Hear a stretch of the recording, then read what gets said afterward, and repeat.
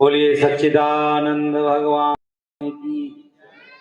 सर्वे भवन्तु सुखिनः, सर्वे सन्तु निरामया, सर्वे भद्राणि पश्यन्तु, मा कश्चित् दुःखभाग् भवेत्।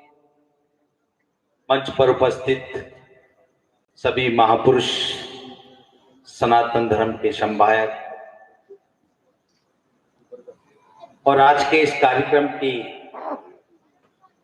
जो सानिध्य हम लोगों को इनका मिल रहा है, इनके पूज्य गुरुदेव, उनके साथ हम लोगों ने बहुत काम किया है राम जन्मभूमि पर।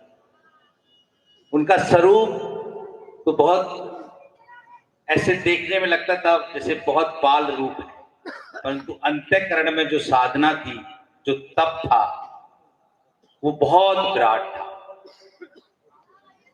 अभी महाराज श्री ने जो विषय दिया है, धर्मांतरण, संस्कार और गौ सेवा।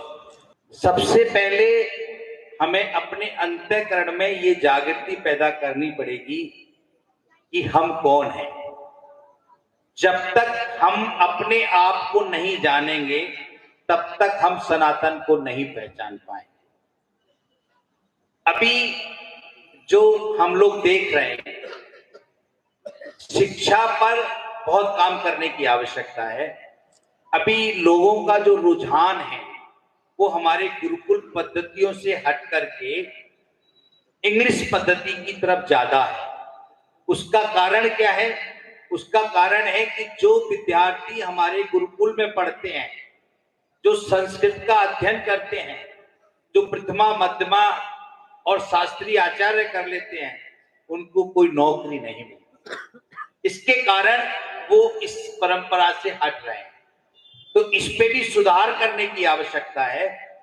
माननीय प्रधानमंत्री जी ने जो भारत के अंदर मंदिरों का उद्धार करके कार्य करके सनातन को मजबूत किया है, अब शिक्षा पर भी कार्य करने की आवश्यकता है। दूसरा विषय परिवार। सबसे पहले इन तीनों विषयों का मूल सूत्र क्या है? प्रार्थना, उपासना और साधना। यदि हम अपने परिवार में प्रार्थना की परंपरा डाल दें तो हम परमपिता परमात्मा से जुड़ जाएंगे, सनातन से जुड़ जाएंगे, माता पिता से जुड़ जाएंगे, भाई भाई से जुड़ जाएंगे, भाई बहन से जुड़ जाएंगे। यदि हम अपने परिवार में यदि हम प्रार्थना करने लगे सब मिलकर के बैठ करके, तो हमको सनातन का बोध होने लगे। उसके बाद हम उपासना पद्धति क्या है? 4 वेदों की दिशाओं को, 6 शास्त्रों के सूत्रों को यदि हम परिवार में अध्ययन करना प्रारंभ कर दें, तो हमारी युवा पीढ़ी को ये आभास होगा कि हमारे राम कौन थे, हमारे कृष्ण कौन थे, हमारी परंपरा कहां से आई है। अभी हमारी युवा पीढ़ी को हमारी परंपरा का ज्ञान नहीं है, क्योंकि हम परिवार में बैठ करके उनको ये ज्ञान नहीं कराते।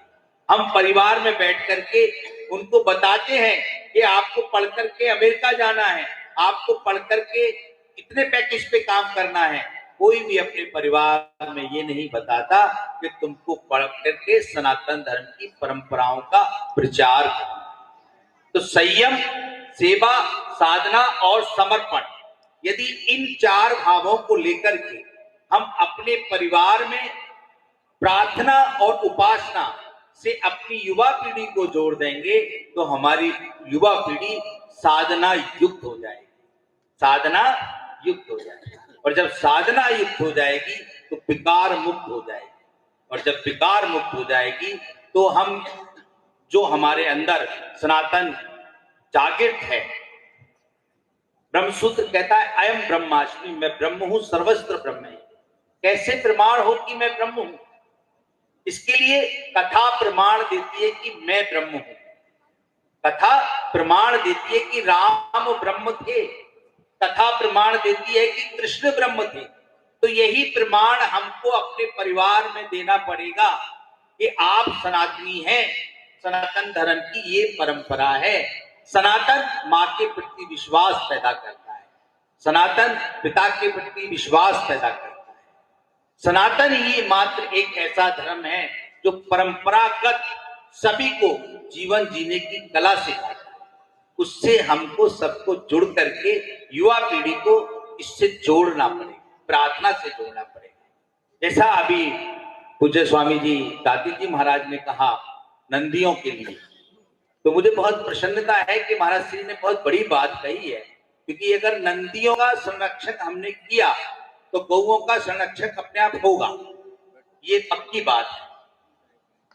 हमारी गौशाला जिसकी देख रहे हैं महाराज जी मंगलदास जी, उनके यहाँ अभी वर्तमान में महाराज जी आपको निमंत्रण भी आप आए, 1000 नंदी हैं।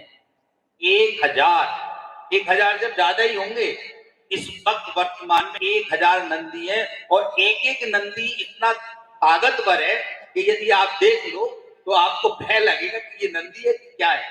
मतलब वर्तमान में आप आए, आप सब लोगों का स्वागत है जी जी जी।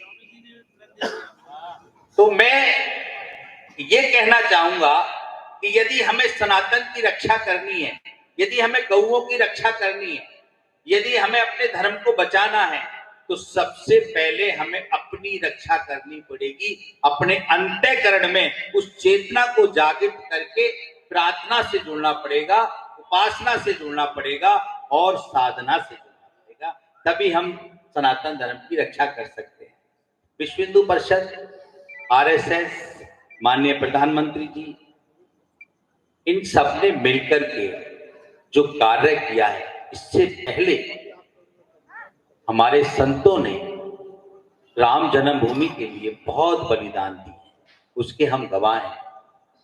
हमारे पूज्य गुरुदेव युग पुरुष स्वामी परमानंद गिरी जी महाराज, इनके पूज्य गुरुदेव हमारी दीदी साध्वी रितंबरा, हमने गली गली जाकर के डंडा खाया जगह, तो वो उसकी आज वो जो तप किया गली गली में जाकर के, उस तप का रिजल्ट है कि भगवान श्री राम 22 जनवरी को विराजमान हो जाएंगे। तो बोलिए जय श्री राम। पहली बार राष्ट्र का कोई ऐसा उत्सव हो रहा है जिसमें 3 संत माननीय भारत के प्रधानमंत्री जी को आमंत्रण देने के लिए गए को, और वो आएंगे, उन्होंने स्वीकृति भी दी, आएंगे। सभी संत महापुरुषों के सभी को आना है, भगवान राम तो सबके हैं, भगवान राम तो सबके हैं, परंतु ये भी क्या करें, इतने संत हैं तो बड़ी सीमित लिस्ट बन रही है, 4000 संतों को बुलाया जा रहा है।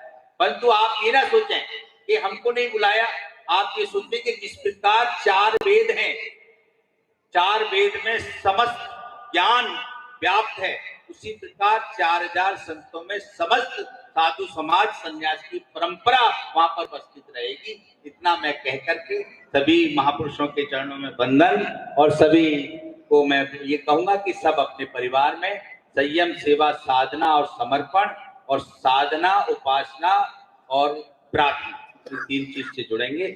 ओम नमो नारायण। ओम।